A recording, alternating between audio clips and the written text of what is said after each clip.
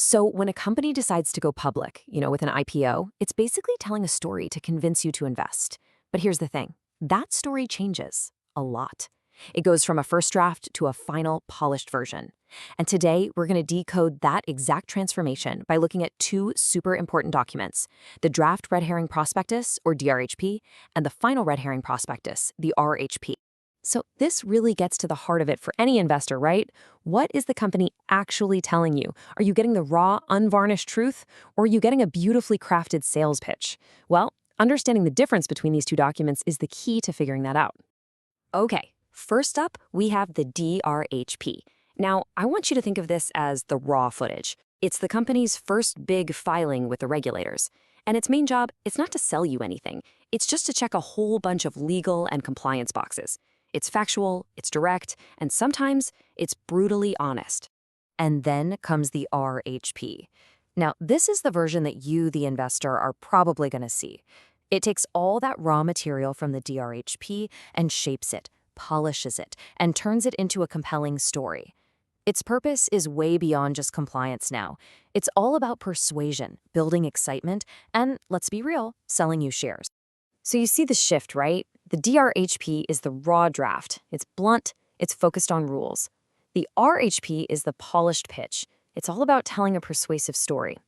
It's kind of like the difference between a long, unedited documentary and the slick 2-minute movie trailer they cut from it. The facts might be the same, but the way they're presented, that changes everything. Okay, so how exactly does this transformation happen? Let's start with one of the biggest and sneakiest changes, the strategic repositioning of risk. It's a classic case of what they call burying the lead. This tactic is so simple, but wow, is it effective. In that first draft, the DRHP, all the scary risk factors are usually right up front. They're early in the document where you absolutely can't miss them. But in the RHP, suddenly they get pushed way, way deeper, often only showing up after the company has spent pages telling you its amazing growth story. Just like that, the scary stuff is a lot less visible.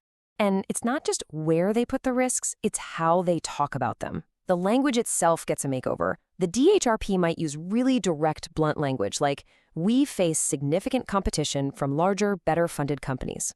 Kind of scary, right?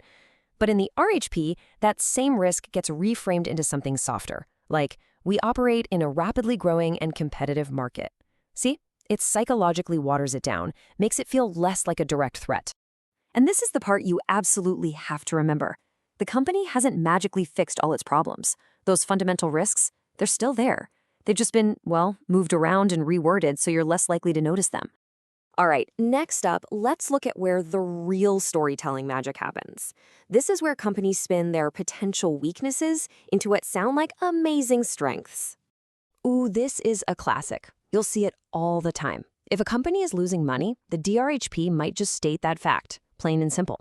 But in the RHP, those same losses get a new name, growth investment. It's a clever little language trick that shifts your focus from a negative result, losing money, to a positive intention, investing in the future. And we see the exact same thing happen with cash flow. A weakness, maybe negative cash from operations, gets stated plainly in the first draft. But in the polished RHP, it gets a whole new backstory. It's explained away as just a normal part of growing the business or managing working capital. The cash crunch is suddenly normalized, almost like it's part of the plan.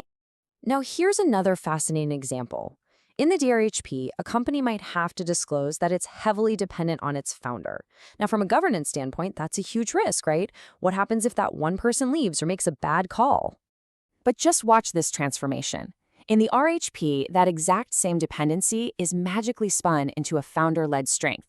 The founder isn't a risk anymore. They're a visionary, and their total control is a visionary advantage. The whole narrative just flips on its head. So what just happened? A clear governance risk, a potential weakness, was just turned into a marketing virtue.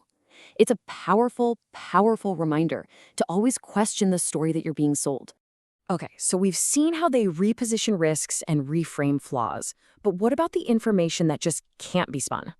Well, in that case, they often just hide it in plain sight. Let's just follow the journey of some of this information.